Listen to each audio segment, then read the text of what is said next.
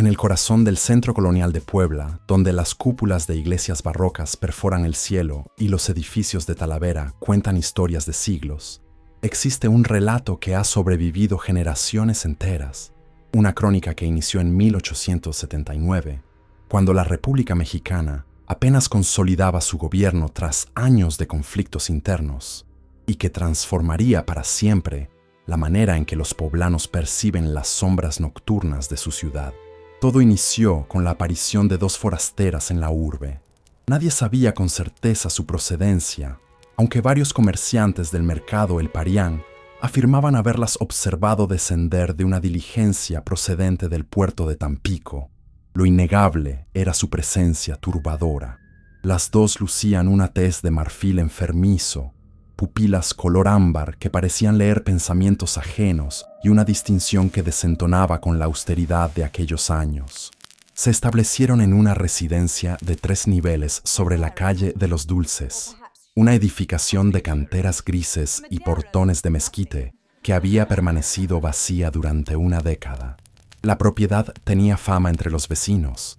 Se rumoreaba que el anterior dueño había enloquecido dentro de esos muros antes de desaparecer sin rastro en 1868.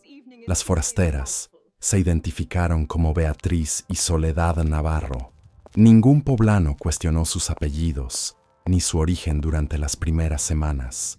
La sociedad poblana, habituada al flujo constante de viajeros, debido a la posición estratégica de la ciudad entre la capital y la costa, las recibió con intriga más que con recelo.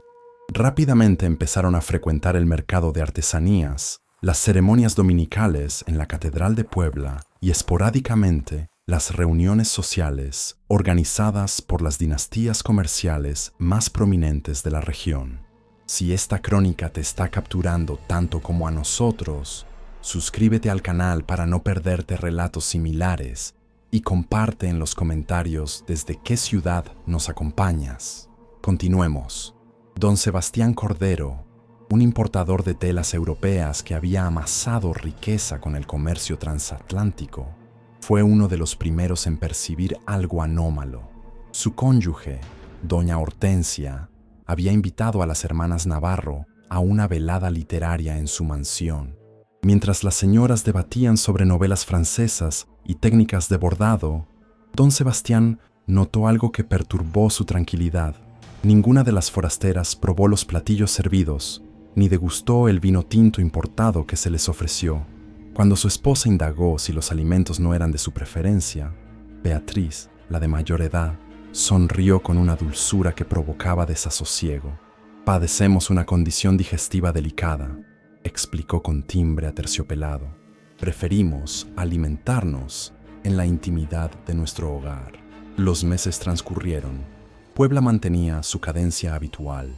Los campanarios marcaban las horas santas, los vendedores ofrecían camotes y dulces de leche en las plazas, y las procesiones religiosas atravesaban las calles empedradas cada domingo. Pero algo comenzó a modificarse de manera imperceptible. Las hermanas Navarro continuaban luciendo exactamente idénticas al día de su arribo. Ni una marca de fatiga, ni una alteración en su dermis, ni siquiera el menor indicio de cansancio. Era como si el transcurso temporal simplemente rehusara afectarlas. Fue doña Gertrudis Ramírez, una partera experimentada que había asistido a nacimientos de la mitad de los infantes de Puebla, quien primero articuló las sospechas que muchos guardaban en secreto. Una tarde de septiembre, mientras compartía chocolate caliente con otras matronas en el corredor de su vivienda, soltó la interrogante que todos evitaban. ¿No les resulta extraño que esas mujeres permanezcan inmutables? Ya transcurrió casi un año desde su llegada y siguen viéndose idénticas. Las señoras intercambiaron miradas incómodas. En aquella época, en un México todavía profundamente católico y supersticioso, las explicaciones para lo inexplicable tendían hacia lo sobrenatural. Las palabras hechicería y pacto demoníaco comenzaron a circular en esquinas, en confesionarios, en cocinas donde se preparaban los desayunos matutinos.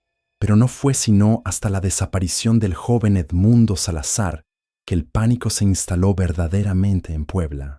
Edmundo era el primogénito de don Arturo Salazar, propietario de una hacienda pulquera en las afueras de la ciudad. El muchacho de 22 años había quedado fascinado con Soledad, la menor de las hermanas, y había comenzado a cortejarla abiertamente, desoye las advertencias de su círculo familiar. «Ese muchacho está embrujado», decía su madre, doña Constanza, apretando su rosario de cuentas de plata. La observa como si estuviera bajo un encantamiento. La noche del 18 de octubre de 1879, Edmundo abandonó su hogar diciendo que visitaría a un compañero de estudios. Jamás retornó. Su cabalgadura apareció 3 días después, atada frente a la residencia de las hermanas Navarro, pero del joven no había señal alguna. Don Arturo, desesperado, organizó brigadas de búsqueda que recorrieron cada rincón de la ciudad y sus alrededores. Revisaron el Paseo Bravo, los callejones oscuros del barrio de la Luz, las bodegas abandonadas cerca de los molinos. Nada. Cuando don Arturo se presentó en el portón de las hermanas para interrogarlas, fue recibido por Beatriz. La mujer lo contempló con esos ojos ámbares insondables y negó haber visto a Edmundo aquella noche. «Su hijo nunca llegó a nuestra residencia, don Arturo. Lamentamos profundamente su desaparición y elevaremos plegarias por su pronto retorno». Pero había algo en su voz, una frialdad que no correspondía con las palabras de condolencia, que hizo que don Arturo sintiera un escalofrío recorrerle la espalda. Mientras se alejaba de la casona, tuvo la certeza inexplicable de que su hijo nunca volvería a contemplar la luz del día. Los meses subsiguientes fueron una pesadilla para Puebla. 3 jóvenes más se desvanecieron en circunstancias similares.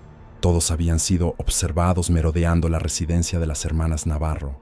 Todos habían manifestado una obsesión extraña con las misteriosas mujeres en los días previos a su desaparición. Y todos se esfumaron sin dejar huella, como si la tierra los hubiera devorado.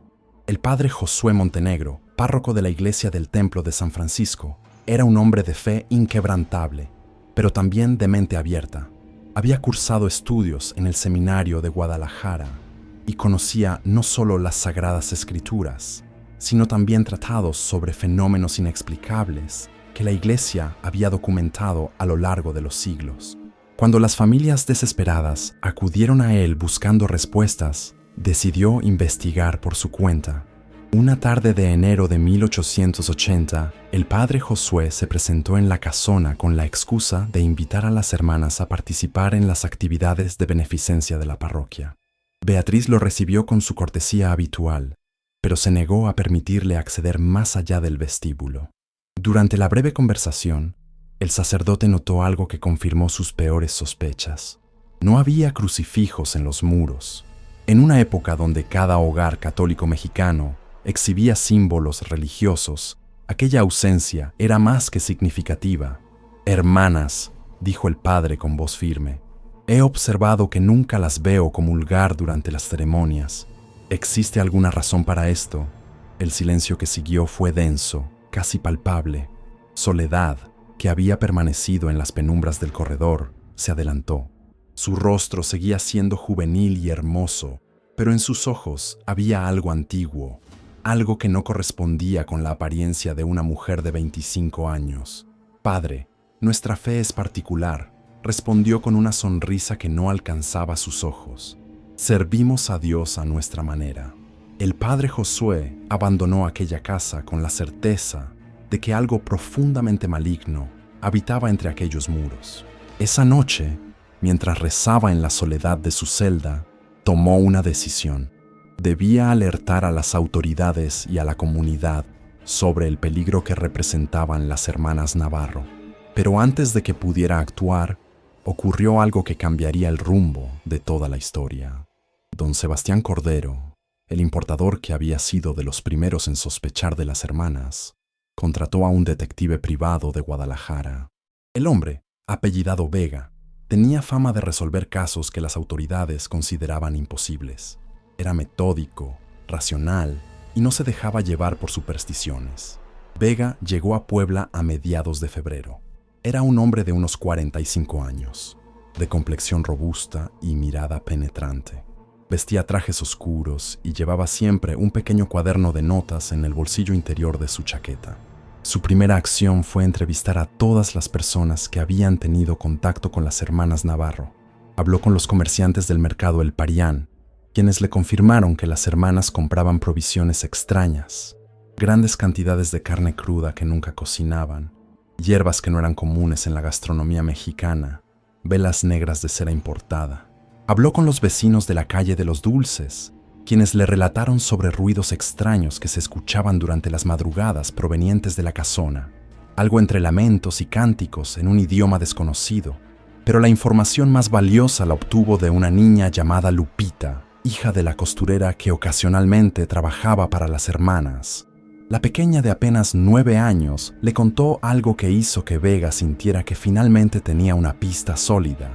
«Una vez me asomé por la ventana del sótano», susurró la niña con los ojos muy abiertos. «Vi a las señoras.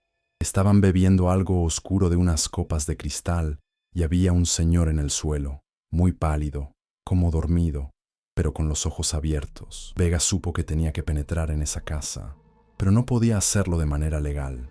Sin pruebas contundentes, las autoridades locales se mostraban reacias a actuar basándose solo en rumores. Necesitaba algo más. Necesitaba evidencia irrefutable. La oportunidad llegó una noche de marzo. Las hermanas habían abandonado la ciudad supuestamente para visitar a unos parientes en Cholula. Vega, con la ayuda de don Sebastián y del padre Josué, forzó la entrada trasera de la casona, amparándose en la oscuridad de la noche sin luna. Lo que encontraron dentro superó sus peores pesadillas. El interior de la vivienda era una contradicción perturbadora. La planta baja estaba decorada con elegancia, muebles importados de Europa, cortinajes de terciopelo, alfombras orientales, pero había algo en el aire, un aroma dulzón y enfermizo que se intensificaba conforme avanzaban hacia el interior. Las paredes, cubiertas de papel tapiz francés, ocultaban algo más siniestro, símbolos grabados en la estructura de madera, protegidos por las capas decorativas. Vega llevaba un quinqué que proyectaba sombras danzantes en las paredes. El padre Josué murmuraba oraciones mientras avanzaban, sus dedos aferrados a un crucifijo de plata. Don Sebastián, el más pragmático de los tres, empuñaba un revólver que había traído de su colección personal, aunque en el fondo sabía que un arma convencional probablemente sería inútil contra lo que fuera que habitara aquella casa. Encontraron la puerta del sótano oculta tras una estantería en la biblioteca. Al moverla, una bocanada de aire frío y pestilente escapó de la oscuridad. Las escaleras descendían en un ángulo pronunciado, los peldaños de piedra húmedos y cubiertos de un musgo negro que parecía absorber la luz del quinqué. «Dios mío», susurró don Sebastián cuando llegaron al fondo. El sótano era enorme, mucho más grande de lo que la estructura exterior de la casa sugería. Las paredes de piedra estaban cubiertas de más símbolos, estos pintados con una sustancia roja oscura que Vega prefirió no identificar. En el centro de la habitación había una mesa de piedra similar a un altar, manchada con lo que inequívocamente era sangre seca. Pero lo que realmente los horrorizó fue lo que encontraron en las celdas construidas en el fondo del sótano. 4 jaulas de hierro forjado contenían cuerpos. Vega se acercó con manos temblorosas, iluminando el interior. Los hombres estaban vivos, pero apenas, pálidos como la cera, con los ojos vidriosos y sin brillo. Sus cuellos mostraban marcas de mordidas repetidas, cicatrices sobre cicatrices, como si hubieran sido usados como ganado. Uno de ellos era Edmundo Salazar. «¡Está vivo!», gritó Vega. «¡Por Dios, está vivo!». El joven los contempló sin reconocerlos. Sus labios se movían formando palabras incoherentes, fragmentos de oraciones que no tenían sentido. Vega y don Sebastián trabajaron frenéticamente para abrir las jaulas, mientras el padre Josué administraba los últimos ritos a los que claramente no sobrevivirían. Pero entonces escucharon algo que heló su sangre, el sonido del portón principal abriéndose arriba, pasos ligeros sobre el suelo de madera. voces femeninas conversando en ese idioma extraño que los testigos habían mencionado. Las hermanas Navarro habían regresado. Vega tomó una decisión rápida. Le entregó su cuaderno a don Sebastián y susurró: «Saquen a los que puedan. Yo las distraeré. Si no salgo, asegúrense de que esto llegue a las autoridades de Guadalajara». Antes de que los otros pudieran protestar, Vega subió las escaleras con el quinqué en alto. Encontró a las hermanas en el vestíbulo, todavía vestidas para el viaje. Cuando lo vieron, sus rostros hermosos se transformaron en máscaras de furia fría. «Así que la curiosidad humana finalmente nos alcanzó», dijo Beatriz, con voz que ahora sonaba diferente, más antigua, resonando con ecos que no deberían provenir de una garganta humana. Vega retrocedió mientras las hermanas avanzaban. En la tenue luz pudo ver lo que realmente eran: sus colmillos ahora visibles, sus ojos brillando con un resplandor antinatural, sus manos transformándose en garras. ¿Cuánto tiempo?, logró preguntar, su voz más firme de lo que se sentía. «¿Cuántos años tienen realmente?». Soledad rió, un sonido como cristales rotos. «Años. Perdimos la cuenta después del 3er siglo. Hemos visto imperios caer y naciones nacer. Hemos bebido de santos y pecadores por igual. Y pensábamos que finalmente habíamos encontrado un lugar donde podríamos existir en paz». Mientras hablaban, Vega escuchó movimientos en el sótano, donde don Sebastián y el padre Josué estaban sacando a los prisioneros. Solo necesitaba ganar un poco más de tiempo. «¿Por qué Puebla? ¿Por qué México?». Beatriz se acercó más, su rostro ahora completamente transformado en algo que era hermoso y terrible a la vez. «Porque tu país sangra, detective. Ha sangrado por décadas de guerra. En el caos nadie nota unas cuantas desapariciones más. Nadie pregunta demasiado. Y la sangre de los jóvenes mexicanos tiene un sabor particular, desesperanza mezclada con esperanza. Es embriagador». Fue entonces cuando Vega hizo algo desesperado. Del bolsillo de su chaqueta sacó una pequeña cruz de plata que el padre Josué le había dado antes de entrar. La sostuvo frente a él, como un escudo. Para su sorpresa, las hermanas retrocedieron siseando, pero la reacción no fue de dolor, sino de fastidio. «Los símbolos solo tienen el poder que les damos», dijo Beatriz, «pero respetamos las creencias antiguas. Ese objeto no nos detendrá por mucho tiempo, pero apreciamos tu valentía». En ese momento, el padre Josué y don Sebastián emergieron del sótano cargando a Edmundo entre ambos. Otros 2 hombres, apenas conscientes, se arrastraban tras ellos. Vega aprovechó la distracción para encender el quinqué con más fuerza y arrojarlo contra las cortinas del vestíbulo. El fuego se extendió con una rapidez antinatural, como si la propia casa estuviera sedienta de destrucción. Las hermanas gritaron, no de dolor, sino de furia, mientras las llamas consumían los símbolos protectores que habían pintado en las paredes. «¡Corran!», gritó Vega. Los 5 hombres salieron tambaleándose a la calle. Detrás de ellos, la casona ardía con llamas que se elevaban hacia el cielo nocturno de Puebla. Los vecinos salían de sus casas gritando, formando cadenas con cubetas de agua, aunque Vega sabía que era inútil. Esperó ver a las hermanas salir del incendio, pero nunca lo hicieron. Las llamas rugieron durante toda la noche, tan intensas que los bomberos no pudieron acercarse hasta el amanecer.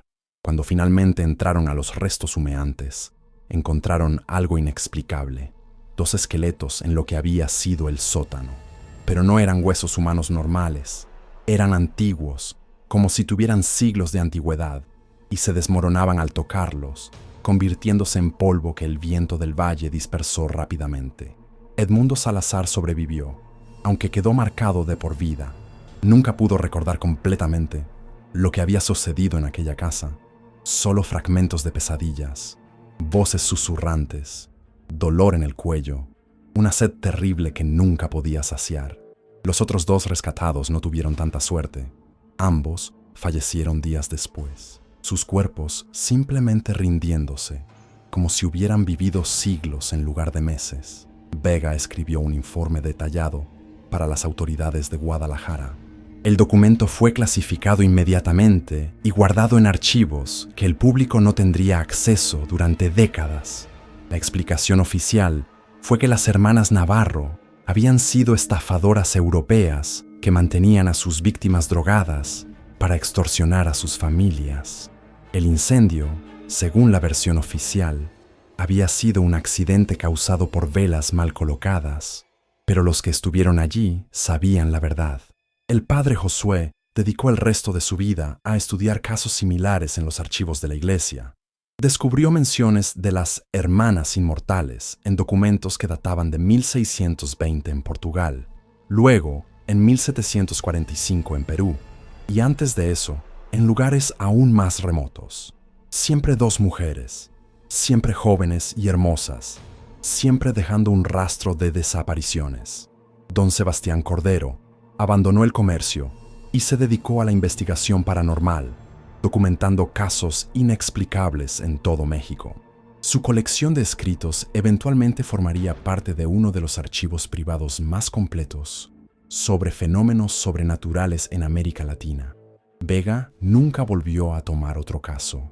Regresó a Guadalajara y vivió el resto de sus días como un hombre cambiado, siempre mirando sobre su hombro, siempre con esa cruz de plata colgando de su cuello. Los años pasaron. Puebla continuó su vida.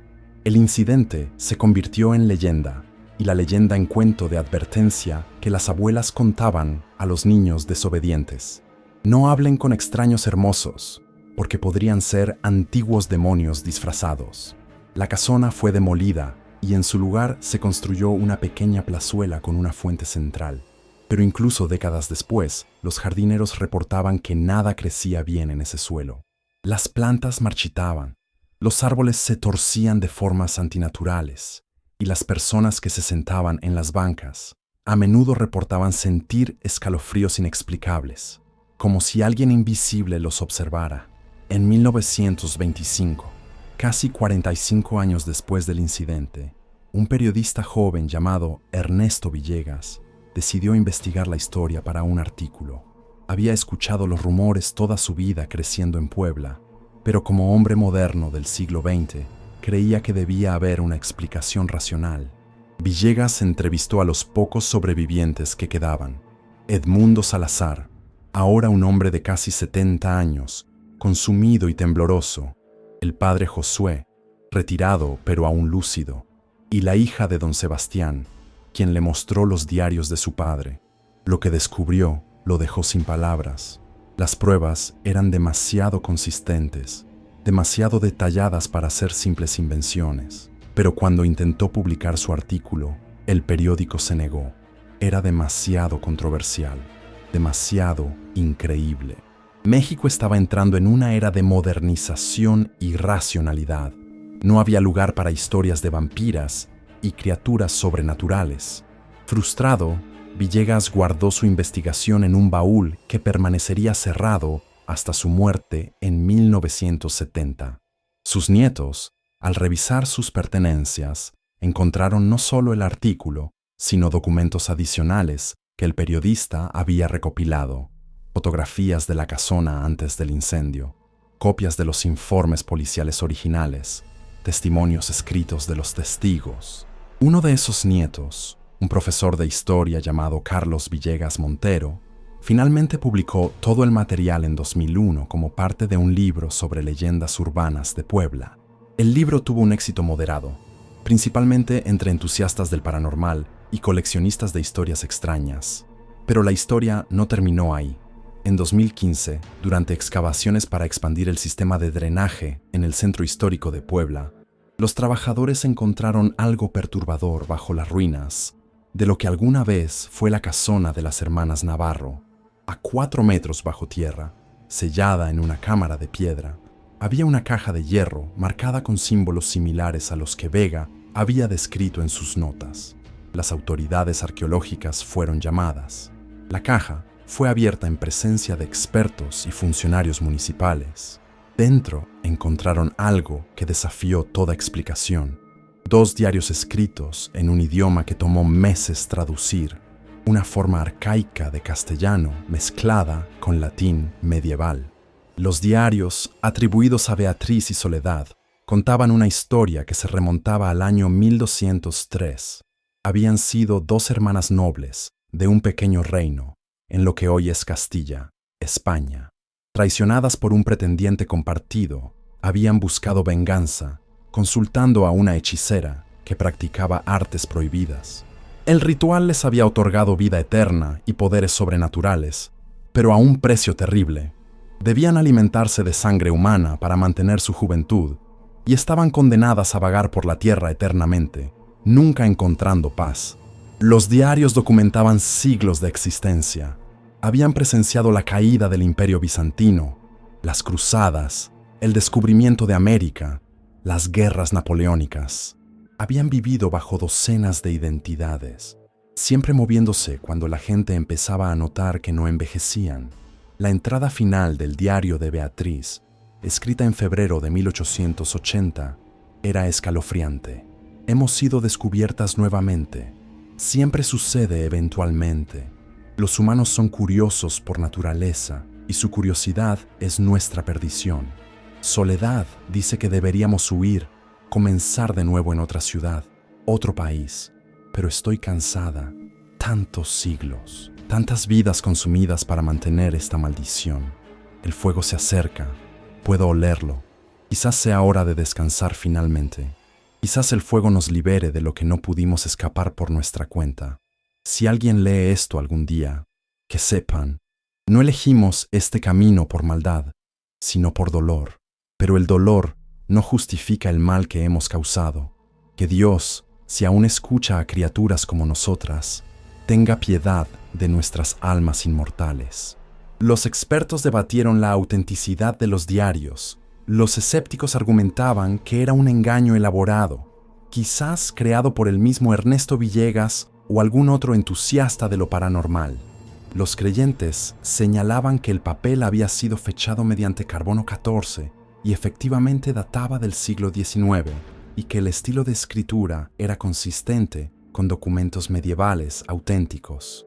Pero lo que nadie podía explicar era esto. Cuando los diarios fueron exhibidos temporalmente en el Museo de la Ciudad de Puebla, 4 visitantes diferentes, en diferentes días, reportaron haber visto a 2 mujeres jóvenes y hermosas mirando los documentos con expresiones de infinita tristeza. Las descripciones de estas mujeres coincidían perfectamente con las descripciones de Beatriz y Soledad de 1879. Las cámaras de seguridad del museo no mostraron nada. Hoy en día, la plazuela donde una vez estuvo la casona es un lugar tranquilo durante el día. Turistas y locales pasan por allí sin conocer la historia completa. Pero por las noches, especialmente en las fechas cercanas a marzo, el mes del incendio, algunos reportan fenómenos extraños, sombras que se mueven sin fuente de luz, susurros en idiomas desconocidos y, ocasionalmente, el aroma dulzón e inquietante de sangre fresca mezclada con flores marchitas. Los historiadores locales han documentado al menos 15 casos en los últimos 40 años de personas que visitaron la plazuela y experimentaron episodios inexplicables. Pérdida de tiempo, donde aseguraban haber estado sentados por 5 minutos, pero en realidad habían pasado 3 horas. Visiones de una casona que ya no existe, y en 5 casos, marcas similares a mordidas que aparecieron en sus cuellos durante la noche sin explicación médica. Una de esas personas fue Adriana Morales, una estudiante de antropología de la Universidad de las Américas Puebla, que en 2019 decidió pasar una noche en la plazuela como parte de un proyecto sobre leyendas urbanas. Lo que experimentó esa noche la cambió permanentemente. Según su testimonio, alrededor de las 2 de la madrugada, mientras grababa notas en su celular, sintió una presencia junto a ella. Cuando levantó la vista, vio a 2 mujeres sentadas en la banca de enfrente. Iban vestidas con ropa moderna, pero había algo en ellas, la palidez de su piel, la intensidad de sus ojos, que le resultó profundamente perturbador. ¿Tú también vienes a buscar monstruos?, le preguntó una de ellas con voz suave. Adriana, paralizada por el miedo pero también por la curiosidad, Logró responder: «Vengo a entender la verdad». La mujer sonrió con tristeza. La verdad es que los monstruos no siempre nacen monstruos. A veces son creados por el dolor, la traición y decisiones desesperadas. A veces el castigo es eterno, incluso cuando buscas el perdón. Antes de que Adriana pudiera responder, las mujeres se desvanecieron. No se alejaron caminando, simplemente dejaron de estar ahí. La grabación en el celular de Adriana capturó su voz haciendo la pregunta, pero solo silencio como respuesta, aunque ella insiste en haber escuchado la respuesta claramente. Esa grabación ahora forma parte de un archivo digital sobre fenómenos paranormales en México, uno de cientos de testimonios que sugieren que algo de Beatriz y Soledad permanece en Puebla. La pregunta que sigue sin respuesta es: ¿realmente murieron en el incendio de 1880 o simplemente fingieron su muerte para escapar una vez más? ¿Es posible que seres con siglos de existencia puedan ser destruidos por algo tan mundano como el fuego? El padre Josué, en sus últimos escritos antes de su muerte en 1908, expresó sus dudas. He dedicado 28 años a estudiar este caso y otros similares. Mi conclusión, aunque perturbadora, es que ciertas fuerzas en este mundo trascienden nuestra comprensión de la vida y la muerte. Quizás las hermanas encontraron finalmente el descanso que buscaban, o quizás simplemente esperan en algún lugar entre las sombras el momento correcto para emerger nuevamente. Si es así, rezo para que cuando lo hagan, encuentren en su camino a personas más preparadas que nosotros para enfrentar tal oscuridad. En 2023, el Ayuntamiento de Puebla propuso demoler la plazuela para construir un estacionamiento subterráneo. El proyecto fue cancelado después de que 4 trabajadores de construcción renunciaran en la misma semana, todos reportando pesadillas idénticas. 2 mujeres hermosas pidiéndoles que dejaran dormir el pasado. Los registros oficiales atribuyen la cancelación a problemas presupuestarios y de permisos. Pero los que conocen la historia completa saben que hay fuerzas en Puebla que no quieren ser perturbadas. Hoy, la historia de las hermanas Navarro se cuenta en tours de leyendas urbanas, se discute en podcasts de misterio y se menciona en libros sobre lo paranormal en México. Pero para los descendientes de aquellos que vivieron los eventos de 1879, familias como los Salazar, los Cordero y otros, no es solo una historia, es un recordatorio de que el mundo contiene misterios que desafían la razón y que a veces la línea entre la leyenda y la realidad es más delgada de lo que queremos admitir. En los archivos del Museo de Puebla, guardado en un sobre sellado que solo se abre para investigadores con permisos especiales, hay una fotografía. Es borrosa, tomada por un fotógrafo ambulante en la Puebla de 1878. Muestra el zócalo de la ciudad, con decenas de personas capturadas en su rutina diaria. Pero si observas con atención, en el fondo, junto a una de las columnas del portal, hay 2 mujeres. Son hermosas, pálidas, y miran directamente a la cámara con expresiones que son imposibles de descifrar. La fotografía tiene una etiqueta escrita a mano en la parte posterior, con caligrafía del siglo XIX. Las hermanas de la calle de los Dulces. Que Dios nos proteja de su belleza. Y en las noches de Puebla, cuando el viento sopla desde el volcán Popocatépetl y las sombras se alargan en el centro histórico, hay quienes juran que todavía se puede escuchar, muy tenuemente, el sonido de 2 voces femeninas cantando en un idioma que nadie reconoce, una melodía hermosa y terrible que habla de siglos de soledad, de hambre insaciable y de un anhelo eterno por algo que nunca podrán tener, la paz del olvido. Pero hay algo más en esta historia que merece ser contado, algo que los investigadores descubrieron solo recientemente y que sugiere que el caso de Puebla podría no ser un incidente aislado, sino parte de un patrón mucho más grande y aterrador. En 2021, un historiador independiente llamado Rafael Guzmán comenzó a rastrear casos similares en archivos históricos de toda América Latina. Lo que encontró fue desconcertante. Desde 1550 hasta la actualidad, hay registros documentados de al menos 37 casos que comparten las mismas características. Dos mujeres jóvenes y hermosas que llegan a una ciudad sin pasado verificable, una serie de desapariciones de jóvenes varones y un final abrupto que generalmente involucra fuego o destrucción violenta. Los casos están distribuidos geográficamente de manera que sugiere un patrón migratorio. España en el siglo XVI, Cuba en el XVII, Perú en el XVIII, México en el XIX y Argentina en el XX. Pero lo más perturbador es que en al menos 12 de estos casos hay fotografías o descripciones visuales de las mujeres involucradas. Y cuando Guzmán reunió todas las imágenes y descripciones, descubrió algo que le heló la sangre. Podrían ser las mismas dos mujeres, las mismas facciones, los mismos ojos, la misma palidez antinatural. O hay una organización de mujeres que han perfeccionado este método de depredación durante siglos, escribió Guzmán en su investigación. O estamos ante algo que desafía completamente nuestra comprensión de la mortalidad humana.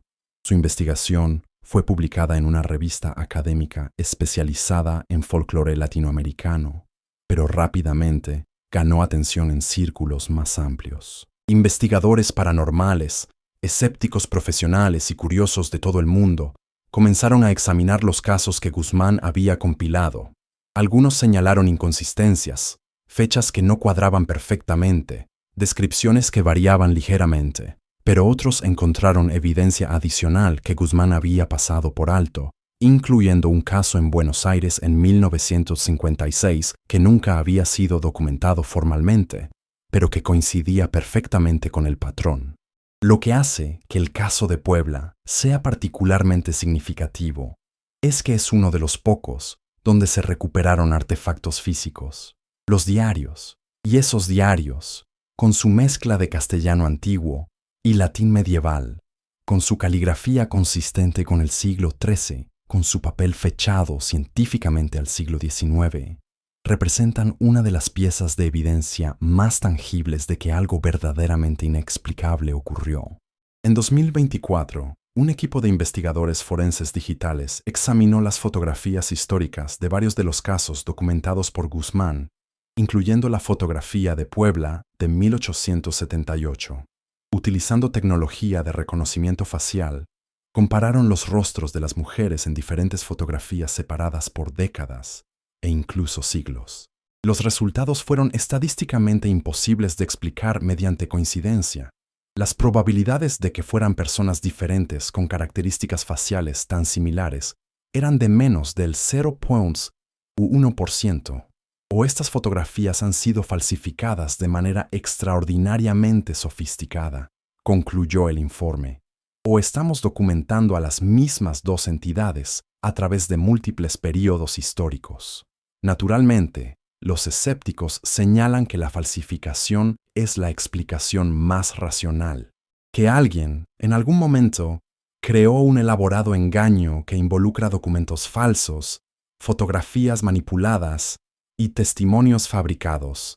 Pero para aquellos que han experimentado los fenómenos en la plazuela de Puebla, para los descendientes de las familias que perdieron a sus hijos en 1879, para los investigadores que han dedicado años a estudiar el caso, la explicación escéptica simplemente no alcanza a cubrir la totalidad de la evidencia. Hay demasiadas coincidencias, demasiados testigos independientes, demasiadas piezas de evidencia física que desafían la explicación convencional. Y luego está la pregunta que nadie quiere hacer en voz alta, pero que todos piensan: si Beatriz y Soledad realmente son inmortales, si realmente han estado vagando por el mundo durante más de 8 siglos, ¿dónde están ahora? El último caso documentado en el patrón de Guzmán ocurrió en Córdoba, Argentina, en 2003. 2 mujeres llegaron a la ciudad, se instalaron en una casona del barrio histórico, y 3 jóvenes desaparecieron en circunstancias misteriosas. Pero a diferencia de los casos anteriores, este no terminó en fuego ni en confrontación. Las mujeres simplemente desaparecieron una noche, dejando la casona vacía y sin rastro alguno de su presencia, excepto por manchas inexplicables en el sótano que las pruebas forenses identificaron como sangre humana de al menos 6 individuos diferentes. Los 3 jóvenes nunca fueron encontrados. Eso fue hace 21 años. Si el patrón histórico se mantiene, si Beatriz y Soledad siguen el mismo ciclo de movimiento que han seguido durante siglos, deberían aparecer nuevamente pronto en alguna ciudad de América Latina, con nuevas identidades, nueva historia de fondo, pero los mismos ojos antiguos y la misma sed insaciable.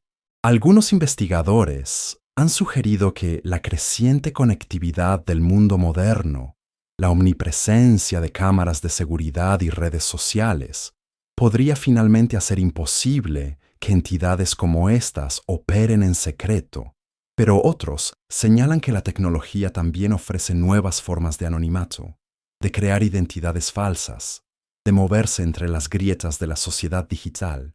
Y están las preguntas filosóficas más profundas que el caso plantea. Si estas entidades realmente existen, ¿son únicas o hay otras?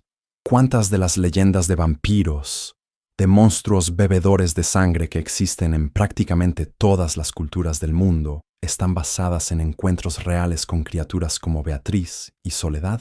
Y si la sed de sangre no es metafórica, sino literal, si hay depredadores que caminan entre nosotros disfrazados de humanos, alimentándose de nuestra especie como nosotros nos alimentamos del ganado.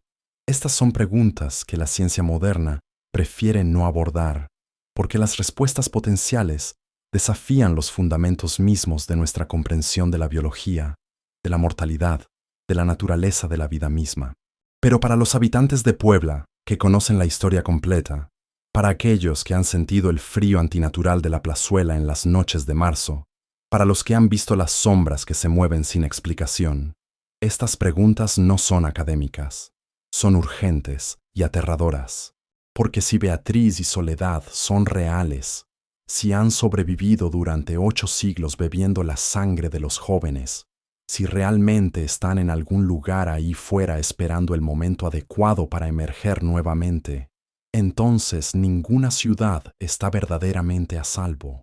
Ninguna comunidad puede estar completamente segura de que las hermosas forasteras que llegan sin pasado son realmente lo que dicen ser. Y quizás, solo quizás, la próxima vez que 2 mujeres extraordinariamente hermosas, con piel de porcelana y ojos que parecen haber visto demasiado, se instalen en tu ciudad, en tu barrio, en la casa de al lado, deberías recordar la historia de Puebla. Deberías recordar a Edmundo Salazar, encontrado en una jaula en un sótano, pálido como la muerte, pero técnicamente vivo, su cuello marcado por mordidas repetidas.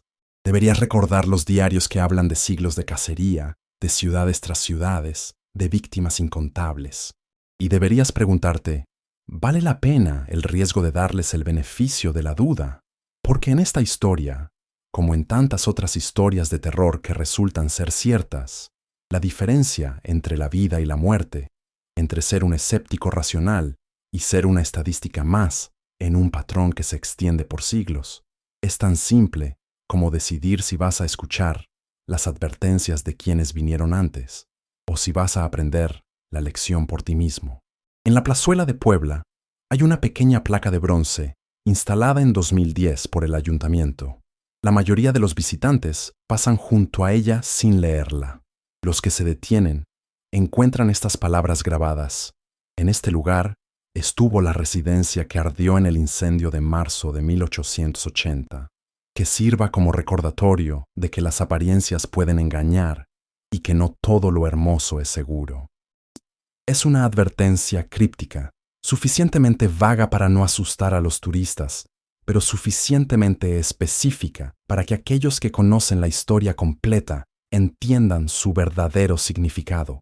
Y en las noches, cuando la plazuela está vacía y el viento susurra entre los árboles torcidos que se niegan a crecer derecho en ese suelo maldito, si prestas atención muy cuidadosamente, todavía puedes escuchar el eco de aquella canción en un idioma olvidado. Todavía puedes sentir la presencia de algo antiguo, algo hambriento, algo que espera pacientemente en las sombras, esperando el momento adecuado para despertar nuevamente.